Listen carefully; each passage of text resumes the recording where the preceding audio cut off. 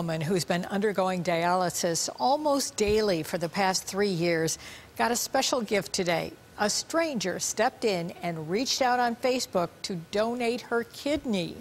News 4's Dave Graber has their story tonight. Dave. Well, Jackie, this has been years in the making. 7 months of waiting, dozens of doctor's appointments, even more tests. It all came down to a bright Thursday morning. August 13th is filled with hope and excitement and fear. Now, by the time you see this report, Gail, Kleparek, and Cheryl Yurek will be forever linked by compassion, by selflessness, and by eyes wide open faith. The last time she applied for her driver's license, Cheryl Yurek signed her name next to the box that read organ donor, just as she's done for years, almost mindlessly, but with good intentions. She never expected it would come to this. Oh yeah, we got it. In a hospital gown, before dawn, nerves tingling.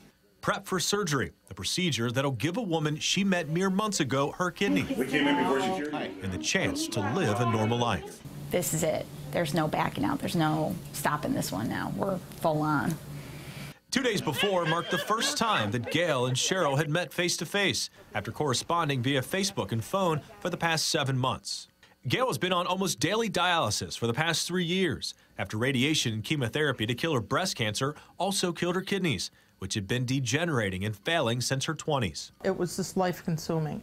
Every 5 hours I had to do it for a half hour to 45 minutes. And it was just like I couldn't do anything. This wasn't a life, she decided, but she had few options. I was told when I got diagnosed and was put on dialysis that because of my rare blood type, which is O positive, and because of my age, where I fall on the list, I'd be at the bottom, and 90% I would not get a kidney ever. I'd be on dialysis the rest of my life. On November 24th, Gail decided to take a chance. She shared her story on Facebook. Just days later, and fewer than 20 miles away, Cheryl also took a chance. I'm O positive. What do I have to do? Yep. That was basically it. Yep. Months of physical tests followed. How many trips did you take down to ECMC? I think Thursday will be lucky number 13. 13? 13! Yep. But the mental test was the most demanding. A lot of thought and conversation. It wasn't something I just woke up and said, hey, we're going to donate a kidney today. It was, what's going to happen to me if I do this and something happens to me? Because I'm a mom too, so my biggest concern was if something happens to my kids and they need a kidney, where am I? But at the end of the day, this was the right thing to do. Gail knows the weight of Cheryl's decision and that it doesn't come without its own risks. What happens if down the road something happens to her other kidney? I mean, I'm just so grateful to her. So grateful. All right, Mom. I will see you on the flip side. Okay. Out of here. Okay. I'll be here a long time, and I'll be able to tell the story to my grandchildren, to my great-grandchildren, hopefully. Strangers before November, Gail and Cheryl have grown to depend on one another. And it's not just because Cheryl is carrying the organ that will save Gail's life. It's because being a donor requires guts, and going through with it requires support.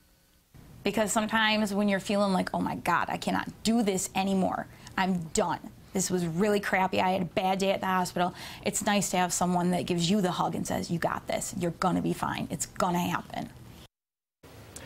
Now, we intend to continue to follow this story, of course, throughout their recovery. Cheryl, the donor, actually gets released on Saturday, and believe it or not, she says she plans on going back to work by Monday. Now, Gail will be at the hospital for a little while longer as her body gets used to her new kidney.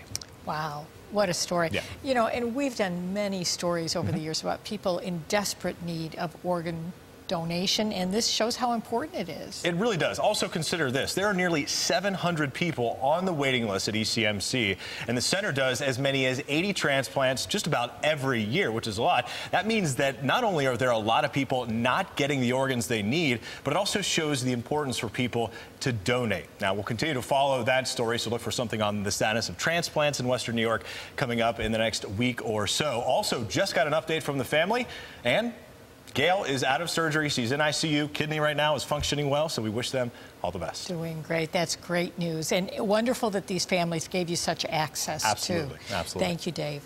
Well, Todd,